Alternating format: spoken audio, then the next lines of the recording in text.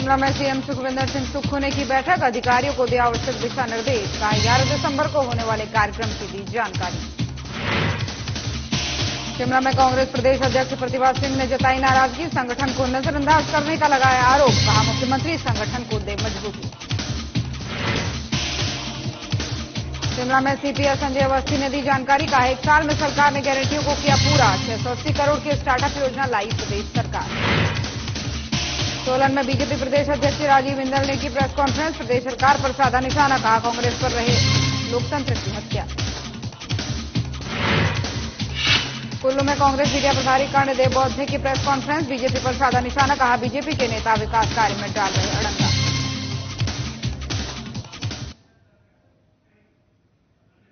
नमस्कार, स्वागत है आप सभी का हिमाचल प्रदेश की खबरों में और मैं हूं आपके साथ ज्योति। शिमला में मुख्यमंत्री सुखविंदर सिंह सुक्खू ने वरिष्ठ अधिकारियों के साथ बैठक की। बैठक के बाद से उन्होंने संबोधित किया लोगों को और कहा कि वर्तमान प्रदेश सरकार के 1 साल का कार्यकाल पूर्ण होने के अवसर पर 11 दिसंबर 2023 को कांगड़ा जिला के पुलिस मैदान धर्मशाला में व्यवस्था परिवर्तन का 1 साल विषय पर राज्य स्तरीय समारोह आयोजित किया जाएगा। वहीं मुख्यमंत्री ने अधिकारियों को इस समारोह के सफल आयोजन के लिए सभी प्रबंध समय रहते पूरा करने और इसमें भाग लेने वाले लोगों को हर संभव सुविधाएं उपलब्ध करवाने के निर्देश दिए हैं। उन्होंने कहा कि समारोह से संबंधित विभिन्न प्रबंधों के लिए राजस्व मंत्री जगत सिंह नेगी, विधायक संजय रतन और केवल सिंह पठानिया जिला प्रशासन के साथ समन्वय करें। उन्होंने समारोह के दौरान स्थानीय लोगों को किसी भी प्रकार की असुविधा न होने देने के लिए समुचित प्रबंध करने के निर्देश भी इस दौरान दिए।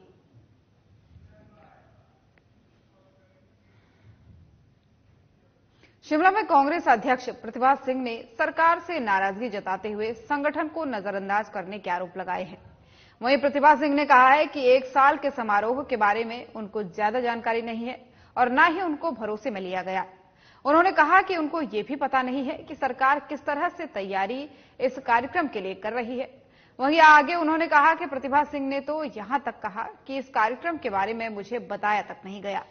साथ ही कहा कि आखिर सरकारें भी संगठन से बनती हैं और संगठन के काम करने से ही हिमाचल में कांग्रेस सरकार प्रदेश में बन पाई, लेकिन आज संगठन को नजरअंदाज किया जा रहा है। और वहीं प्रतिभा सिंह ने कहा कि वो चाहती थी कि मुख्यमंत्री संगठन को मजबूती दे, इससे संगठन के कार्यकर्ताओं को भी मनोबल बढ़ता और वहीं 2024 के चुनाव में संगठन काम आएगा।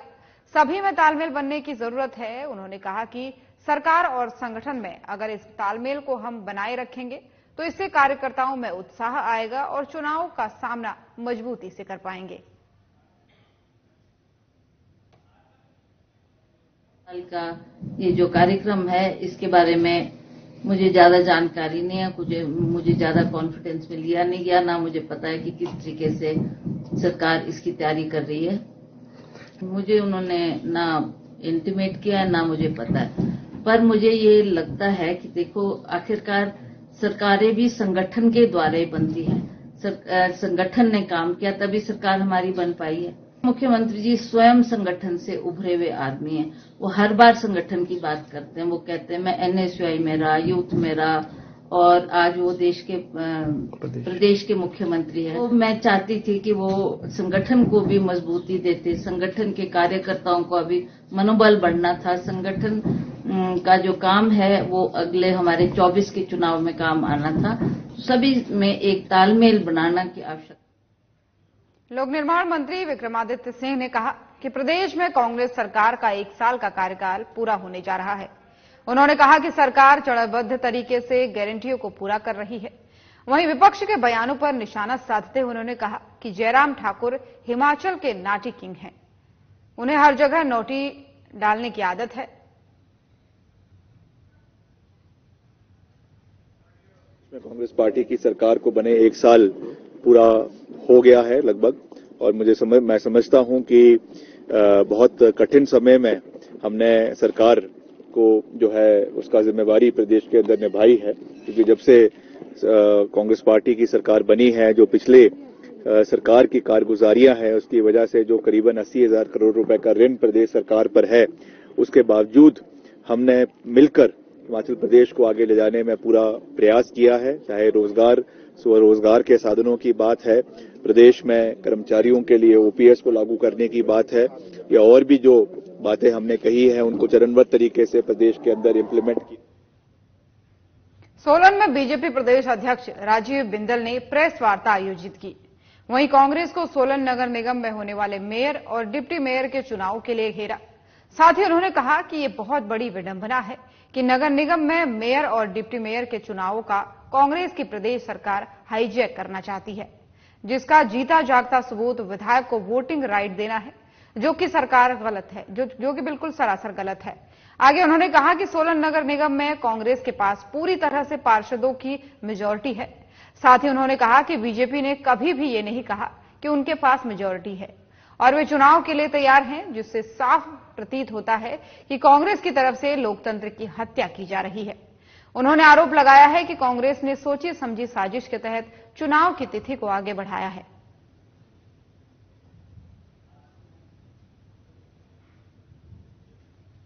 विडंबना हमारे सामने आ रही है। हिमाचल प्रदेश के लोकतंत्र को सरकार शक्तियों का दुरुपयोग करके हाईजैक करने में जुटी हुई है।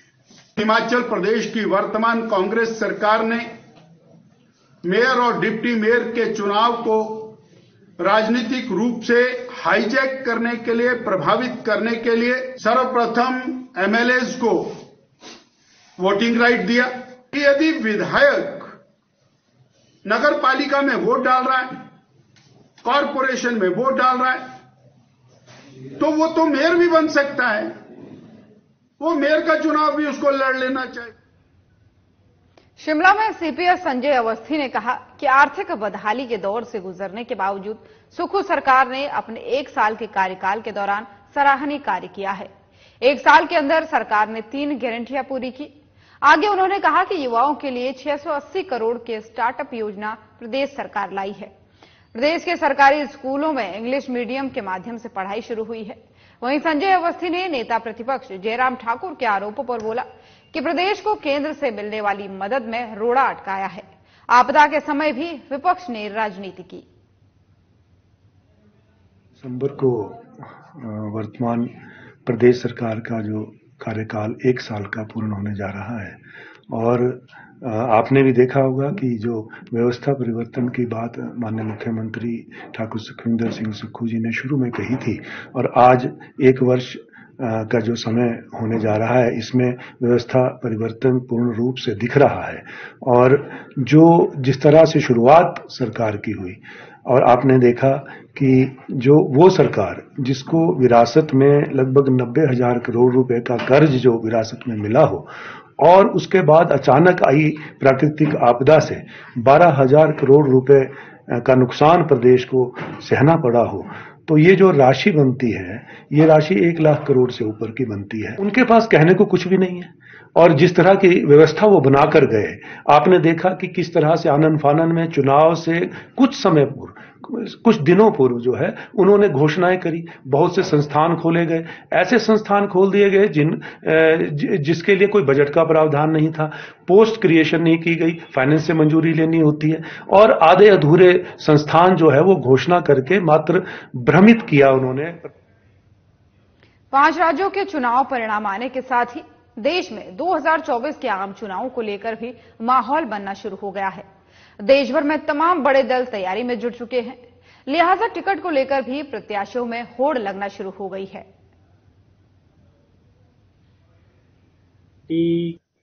का एक कार्यकर्ता होने के नाते आज मुझे लगभग पार्टी में 30 साल जो है वो हो गए। एनएसयूआई यूथ कांग्रेस, जिला कांग्रेस कमेटी, पीसीसी से होते हुए आज मैं हिमाचल प्रदेश कांग्रेस कमेटी अनुसूचित जाति विभाग का अध्यक्ष हूं और मुझे हिमाचल प्रदेश का जो प्रथम अनुसूचित जाति आयोग बना था उसका अध्यक्ष होने का भी गौरव जो है वो प्राप्त हुआ था। तो निश्चित तौर से जो है अगर बात करें कि शिमला लोकसभा की बात, तो अगर मेरे कैंडिडेट की बात करें तो मैं डेफिनेटली जो है, अगर मुझ पे विश्वास हमारा माननीय मुख्यमंत्री जी, प्रदेश के अध्यक्ष और जो हमारे शिमला पार्लियामेंट्री के और जो हमारे हमारे जो वरिष्ठ हमारे नेतागण है हिमाचल प्रदेश के, अगर वो मुझ पे विश्वास जताते हैं तो डेफिनेटली मैं जो है इस जिम्मेवारी को पे खरा उतरने।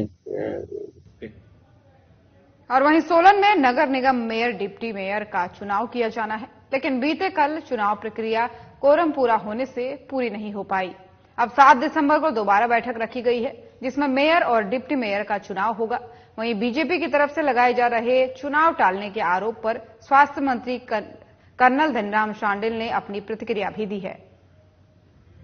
चाहता हूं मैं आप लोगों को, कभी कभी लोकतंत्र में इस प्रकार की समस्या आ जाया करते हैं और नहीं समझ पाते हम कि ठीक कहा जैसे माननीय पत्रकार ने बात पूछी कि भाई जब पूर्ण बहुमत की हो तो उसके बाद तो चुपचाप से आके दूसरे का जो शेड्यूल है वो आरंभ करना चाहिए और वही उसी तौर हम कर रहे हैं। और अभी आप देखेंगे हम आई थिंक 1 लाइन रेजोल्यूशन जो हमारे हिमाचल प्रदेश में कांग्रेस सरकार लगातार विकास कार्य को पूरा कर रही है और पूरे प्रदेश में बीजेपी के नेता इस विकास को देखकर हैरान हैं कि आखिर किस तरह से अब सरकार ने आपदा से निपटकर सभी कार्यों को नियमित किया है। इनका आरोप था कि कांग्रेस कमीशन खोरी कर रही है, तो ये सरासर बेबुनियाद आरोप है। कांग्रेस सिर्फ और सिर्फ जनता का विकास कर रही है। कमीशन खोरी तो सिर्फ और सिर्फ डॉक्टर रामलाल मार्कंडे जी के कार्यकाल में हुआ, दादागिरी भी उनके कार्यकाल में हुआ। कांग्रेस के कार्यकाल में तो सिर्फ विकास हो रहा है। पूर्व विधायक डॉक्टर रामलाल मार्कंडे जी, उन्होंने विधानसभा चुनाव में जो उनकी हार हुई थी उससे बौखलाकर वह अपने जैसे पूर्व में किए हुए जो कमीशन खोरी व सरकारी कर्मचारियों से दादागिरी वह जनता से दादागिरी अपने कार्यकर्ताओं। हिमाचल प्रदेश की खबरें देख रहे थे आप। खबरों में फिलहाल इतना ही। नमस्कार।